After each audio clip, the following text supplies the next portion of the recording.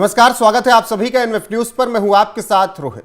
वक्फ board संशोधन bill कानून बन चुका है और तमाम बयान इस वक्त सोशल मीडिया पर तैर रहे हैं, जिसमें कोई तबका विरोध कर रहा है तो कोई सपोर्ट कर रहा है। अब एक बयान इस वक्त सोशल मीडिया पर और चल रहा है जो कि झारखंड के स्वास्थ्य मंत्री इरफान अंसारी का है, और वो भी वही राग अलाप रहे हैं कि अडानी अंबानी वक्फ बोर्ड की जमीन को कब्जा कर ले रहे हैं। मैं वक्फ बोर्ड की जमीन बेचने नहीं दूंगा अडानी अंबानी को। इसी तरीके की बात अबू आजमी कर रहे थे, जिसकी बात हमने की और आप तक खबर भी वो पहुंची।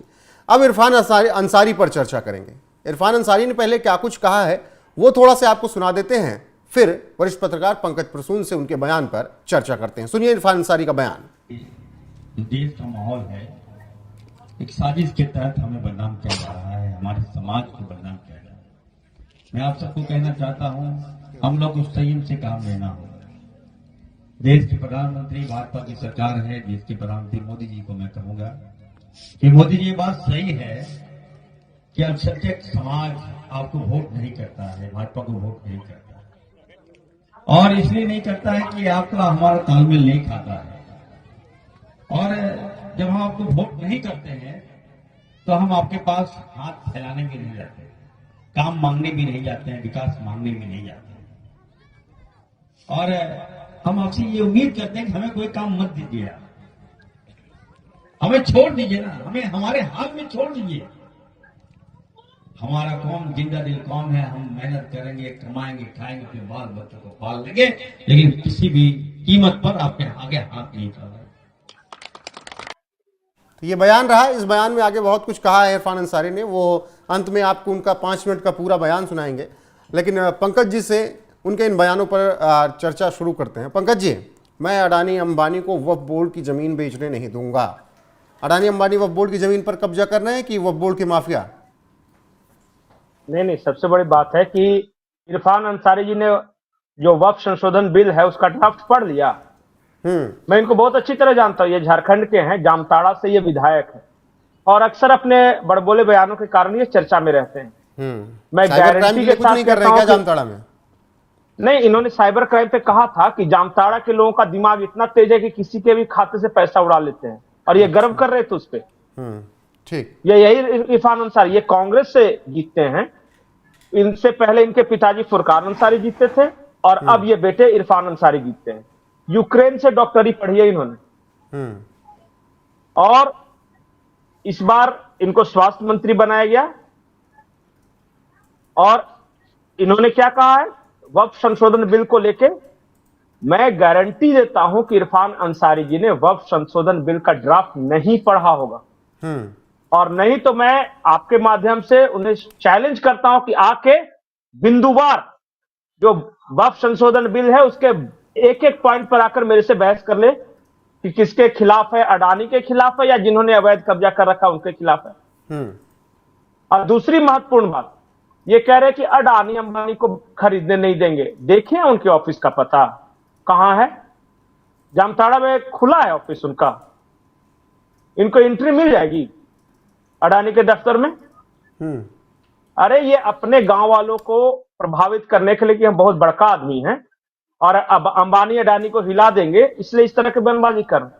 तीसरी महत्वपूर्ण बात इसने ये कही कि हम अल्पसंख्यक बिरादरी आपको वोट नहीं करते मोदी जी, इसलिए हमारे लिए कोई अच्छा काम नहीं कीजिए। क्यों? इरफान अंसारी के पास ठेकेदारी है क्या देश के मुसलमानों की? ये सबका ठेका लेके बैठे हैं कि कौन मुसलमान बीजेपी को वोट करेगा या नहीं करेगा। और हम आपके सामने झोली फैलाने नहीं जाते। अरे 2 मिनट में कोई काम होगा जामताड़ा के लिए तो ये पहुंच जाएंगे केंद्र के सामने झोली फैलाने, कह रहे कि हमें छोड़ दो, कोई विकास का काम मत करो। ये कैसा जनप्रतिनिधि है भाई जो कह रहा है कि हमारे लिए कोई विकास का काम नहीं करो? ये ठीक वैसे ही जैसे कन्हैया कुमार कह रहे थे कि सड़क बना के पानी निकाल ले जाएंगे। अरे कुछ भी, मतलब ये इसको हम लोग बिहार या झारखंड के भाषा में जोकड़ाई बोलते हैं। ये जोकड़ाई कर रहे हैं, ये मुद्दे की गंभीरता को नहीं समझ रहे। ठीक है, मुद्दे पे अगर पंकज जी आए तो ये मैं बताता हूं, जमीन कौन बेच रहा है? इसी झारखंड में कौन लीज पे दे रहा है? नहीं, झारखंड में, इसी झारखंड में आदिवासियों की जमीनों पर वक्फ अब दावा नहीं कर सकता। बताइए कितने आदिवासियों की खुशी नहीं हो रही इन लोग को? इनको कह के लिए होगी, इनको तो तकलीफ है। ये तो हेमंत सोरेन को तो होनी चाहिए, वो तो आदिवासी हैं। हेमंत सोरेन कहां कुछ बोल रहे हैं इस पूरे विषय पर? हेमंत सोरेन नहीं बोल रहे, ये कांग्रेस के हैं। और हेमंत सोरेन भले ही कांग्रेस का समर्थन कर दिया उन्होंने, लेकिन उन्होंने मुद्दा नहीं बनने दिया यहां। वो कल जय श्री राम कर रहे थे रामनवमी के दिन। ये इरफान अंसारी या इस तरह के लोग जो संथाल परगना में अवैध घुसपैठियों पर लगाम नहीं लगा सके, या यूं कहे कि उन्हें प्रश्रय देते रहे और आदिवासियों की जमीनों पर कब्जा कराते रहे और सरकारी जमीनों को वक्फ की जमीन पर बताकर दावा ठोकते रहे, आज वो कह रहे हैं कि मोदी जी आपको मुसलमानों की परवाह करने की जरूरत ही नहीं है, मुसलमानों के लिए कोई भलाई का काम नहीं कीजिए, हमें अपने हाल पे छोड़ दीजिए। इरफान अंसारी, अगर आपकी इच्छा है तो मोदी जी आपको अपने हाल पे छोड़ देंगे, लेकिन सारे मुसलमानों की ठेकेदारी लेकर मत बैठिए आप। और झारखंड के सारे मुसलमानों के आप मसीहा नहीं है। आप जिनके वोट से जीत के आए हैं, या यूं कहे कि अपने परिवार का ठेका ले सकते, उनका भी ठेका नहीं ले सकते। ये बहुत तरह के फैक्टर से लोग वोट करते हैं। तो अबू आजमी भी कह रहे थे। बताइए, अरे अबू आजमी, देखिए अबू आजमी का क्या ठिकाना है, मैंने उस दिन बता दिया। वो यूपी के आजमगढ़ से गया है महाराष्ट्र में, चलाता था ऑटो, बन गया 650 करोड़ का मालिक। अब कहां से पैसा है उसका हिसाब नहीं, 420 का केस लगा हुआ है। और वो कह रहा है उस सब चीजों से ध्यान भटकाने के लिए वो, देखिए यहां क्या है ना कि जब आप इस्लाम की बातें करते हो, कौम की बातें करते हैं, तो फिर जनता आपसे सवाल नहीं पूछती कि आपने क्या किया है। और यही इन लोगों ने तरीका बना के रखा, बड़ा अच्छा फॉर्मूला इन्होंने ढूंढ रखा है कि मेरे काम का हिसाब नहीं मांगे, इसलिए मैं ये कहता रहूं, मोदी को गाली देता रहूं, फिर क्या के लिए कोई काम ही नहीं करना पड़ेगा हमको। और खुद काम कर नहीं रहे और कह रहे कि मोदी जी कुछ काम करे नहीं, और मोदी जी की सारी योजनाओं में ये लाइन लगा के खड़े हैं। चाहे वो अबू आजमी हो, चाहे इरफान अंसारी हो, या ऐसे तमाम विरोधी नेता, उनको अडानी अंबानी से ही इतनी दिक्कत क्यों है? नहीं, बोल दे कि मोदी जी खाते में पैसा डाल रहे हैं वो नहीं लेंगे। बोल दे कि राशन के लाइन में नहीं, फ्री राशन लेगा, सब जगह लाइन लगा के ही खड़े रहते हैं और कहते हैं हमको कुछ नहीं चाहिए। ये खाते भी हैं और गालियां भी देते हैं। और इरफान अंसारी कह रहे हैं कि सारे मुसलमान का ये ठिका लिए हुए हैं कि मोदी जी मुसलमान के लिए भला करेंगे कि नहीं। कल को कोई एक पंजाबी नेता खड़ा हो जाए कि मोदी जी सिखों के लिए कुछ मत करो, कल को कोई ईसाई खड़ा होकर कहेगा कि मोदी जी ईसाइयों के लिए कुछ नहीं करो। ऐसा थोड़ी ना होता है देश में। सरकार बनती है तो देश के सारी जनता के लिए काम करती है और हर तबके के भलाई के लिए काम करती है। आखिरी सवाल ऐसे में, पढ़ना लिखना है नहीं, ड्राफ्ट पढ़ा नहीं, अंदरूनी बातों का ज्ञान नहीं, ऐसे में आखिरी ऊपरी ऊपरी समझ गए हैं, ठीक है, कि मुसलमानों के लिए कुछ बोल देना है। आखिरी सवाल, फिर इरफान अंसारी का पूरे बयान के दर्शकों को सुना देंगे। इरफान अंसारी हो या फिर और तमाम नेता, मैं वही सवाल पूछ रहा हूं कि अडानी अंबानी से इतनी ज्यादा दिक्कत क्यों है इन सबको? नहीं, अडानी अंबानी से दिक्कत नहीं है। इन लोग क्या करते हैं पता है, जो जनता को बरगलाते हैं कि देखिए देश के बड़े बिजनेसमैन हैं, वो गुजरात के हैं और मोदी जी भी गुजरात में, तो जरूर कोई ना कोई संबंध रहा होगा। ये रीजनलिज्म करते हैं यहाँ पे, और इन्होंने इस तरह हवा बना के रखा है कि जो कारोबारी होता है वो शोषक होता है। मतलब गरीबों का सिर्फ खून चूस नहीं आता है, इसलिए तो कोई बिजनेस इन्वेस्टमेंट नहीं आ रहा है। एक अडानी का पावर प्लांट लगा था, वो भी निशिकांत दुबे के इतने प्रयासों के बाद गोड्डा में, और उसी के सिलसिले में अभी अडानी साहब हेमंत सोरेन से मिलकर भी गए हैं। अब उसके खिलाफ लोग आंदोलन कर रहा है कि उजाड़ देंगे। तो ऐसे इस हालत में कैसे आएगा झारखंड में ₹1 का इन्वेस्टमेंट? बिल्कुल। अरे फैक्ट्रियां रहेंगी तभी तो कुछ बार्गेन करके ब्लैकमेल भी कर सके, जब रहेगी नहीं तो खाली बोलते हैं कि जल जंगल जमीन, तो जल जंगल जमीन लेके क्या खाना खोदना है, खाना है? बिल्कुल, गुर्बत में मार देंगे ये लोग, गरीबी में मार देंगे लोगों को। लेकिन जिस तरीके से वक्फ संशोधन बिल आया, कानून बना, उसके बाद से इसी तरीके के तमाम बयान आ रहे हैं, वो चाहे अबू आजमी के बयान हो या फिर इरफान अंसारी के या तमाम विरोधी नेताओं के। इरफान अंसारी कह रहे हैं कि मैं अडानी अंबानी को वक्फ बोर्ड की जमीन बेचने नहीं दूंगा।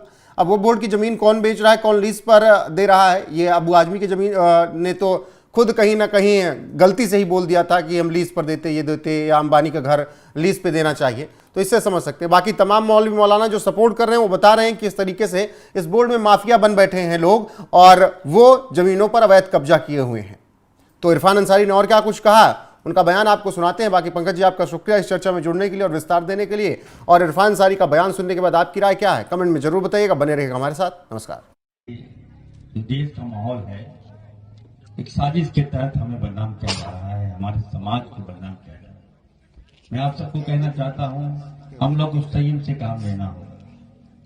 देश के प्रधानमंत्री भाजपा की सरकार है, देश के प्रधानमंत्री मोदी जी को मैं कहूंगा कि मोदी जी ये बात सही है कि अल्पसंख्यक समाज आपको वोट नहीं करता है, भाजपा को वोट नहीं करता है, और इसलिए नहीं करता है कि आपका हमारा तालमेल नहीं खाता है।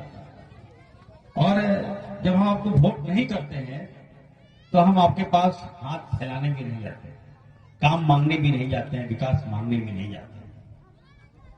और हम आपसे ये उम्मीद करते हैं कि हमें कोई काम मत दीजिए, आप हमें छोड़ दीजिए ना, हमें हमारे हाथ में छोड़ दीजिए।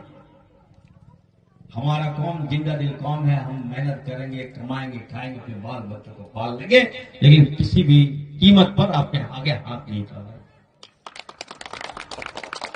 लेकिन आप जानबूझ के एक साजिश की तरह इतना हमारे हितैषी क्यों बनने लगे आप?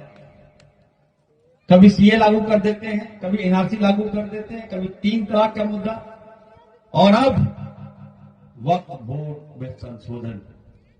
ये बर्दाश्त हम नहीं कर सकते, इसकी आवश्यकता नहीं है। मोदी जी, मैं कहना चाहता हूं,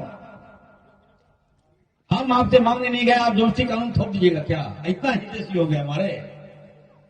अगर आप हितैषी होते तो हमें मेडिकल कॉलेज देते, हमें इंजीनियरिंग कॉलेज देते, हमें रोजगार देते। और अपने तमाम आवाम को मैं कहना चाहता हूं, देख लीजिए, सेना की जमीन लगभग 13,000 एकड़ है, रेलवे की जमीन उसके बराबरी पर है, तीसरा वक्फ बोर्ड की जमीन है, हमारा अल्पसंख्यक का जमीन है। इसको भी आप ले लीजिएगा क्या? नहीं लेंगे। और सुन लीजिए, ये जमीन एक साजिश के तहत आपका लूटना चाहता है और अदानी और अंबानी के हाथों में बेचना चाहता है। मैं कहना चाहता हूं, किसी कीमत पर इरफान अंसारी जिंदा है, याद रखिए मोदी जी, भाजपा वाले सुन लो, किसी कीमत पर वक्फ बोर्ड में संशोधन हम लोग बर्दाश्त नहीं कर सकते हैं, हम लोग बर्दाश्त नहीं कर सकते हैं। कर बताता हूं,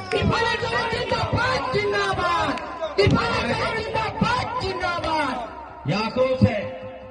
मैं बधाई दूंगा राहुल गांधी जी को, मैं बधाई दूंगा कांग्रेस पार्टी को, जिन्होंने हमारे मामले को समझा और इस मामले को सुप्रीम कोर्ट लेके गए। और हमें यकीन है कोर्ट पर, हमें यकीन है देश के कानून पर कि निर्णय आएगा। और ये बिल जो है वक्फ बोर्ड बिल संशोधन, ये हर हाल में वापस लेना होगा। मैं कहना चाहता हूं, वापस लेना। आप अनाप शनाप मोदी जी घोषणा कर देते हैं, कभी किसान का बिल लिया है, किसान का आपसे मांगा ही नहीं, संशोधन मांगा ही नहीं, जबरदस्ती संशोधन कर दिए हूं। किसान लोग सड़क पर उतरे, 1200 किसान को मार दिया आपने, भाजपा ने 1200 किसानों की जान ले ली, लेकिन किसान टस से मस नहीं हुआ और अंततः मोदी जी को झुकना पड़ा और ये बिल, कृषि बिल को वापस लेना पड़ा। ठीक उसी प्रकार मैं कहना चाहता हूं, वक्फ बोर्ड संशोधन, ये भी बिल आपको हर हाल में वापस लेना होगा, आपको लेना होगा। अभी तो ये झांकी है मोदी जी, फिल्म अभी बाकी है। हम लोग लड़ेंगे, अपने अधिकार के लिए लड़ेंगे, अपना जो जमीन के लिए लड़ेंगे, हम लोग नियमित होकर लड़ेंगे, कानून से लड़ेंगे, दायरे में होकर लड़ेंगे, लेकिन 1 इंच अपना जमीन, वक्फ बोर्ड का एक जमीन आपको हम लोग लेने नहीं देंगे। ये हम आपको घोषणा कर रहे हैं, यहाँ के लोगों को आश्वस्त कर रहे हैं। झारखंड में हमारी सरकार है, यहां भूल जाए ये लोग, कभी कहता है एनआरसी लागू कर देंगे, कभी कहता है सीए लागू कर देंगे, अब कह रहा है कि वक्फ बोर्ड संशोधन लागू कर देंगे। ऐसा झारखंड में नहीं होगा। आप लोग आश्वस्त रहिए। आप लोग को मैं श्योर करता हूं, इरफान अंसारी आपका है और किसी कीमत पर झारखंड में तो ये मोदी जी लोग सपना देखना छोड़ दें। भाजपा के लोग, यहाँ सम्मान होगा, यहाँ एकता बरकरार रहेगी, यहाँ भाई भाई का एकदम जो प्यार है, आपसी एकता, वो बना रहेगा। यहाँ देखिए, मुझे गर्व होता है आदिवासी समाज पर। आदिवासी नेता एकदम खड़ा हो गया, बोले नहीं मोदी जी, यहाँ जो जोधा और तोला भाई भाई होता है, एक इंच जुल्हा का जमीन हम लोग नहीं छीनने देंगे, याद रखिएगा। इसलिए आदिवासी समाज आपके साथ है, दलित आपके साथ है, सारे लोग खड़े हो गए हैं आपके फेवर में, हमारे फेवर में, कि जो बिल लाया गया है ये गलत है, इसका विरोध हम लोगों को करना है। और हम बधाई फिर से देंगे राहुल गांधी जी को, जो लगातार लड़ रहे हैं। और हम लोग हर जहां जहां जा रहे हैं राहुल जी का काफी योगदान मिल रहा है हमारे समाज को। सुप्रीम कोर्ट भी गए हैं और हमें यकीन है कोर्ट पर, सुप्रीम कोर्ट में